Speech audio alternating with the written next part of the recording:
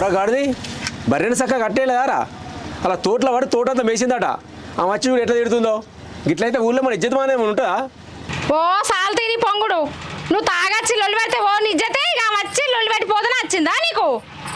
ఏందే బాగోడుతున్నావు నీ బా మీ మీద కత్తున్నావు నీ అక్క సీబ్రాడేనేస్తా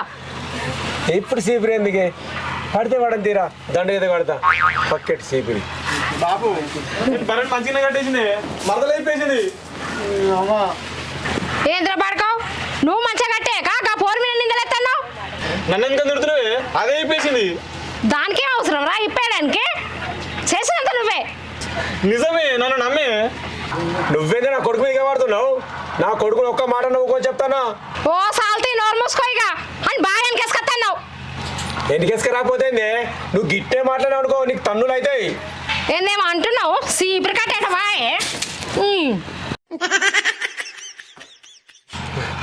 నిన్ను కాదే ఆన్నంట అన్న అమ్మా బాబు ఇప్పుడు సపరేట్ ఎక్కురే ఇదంతా దాని వల్లనే దాని సంగతి చెప్తుండే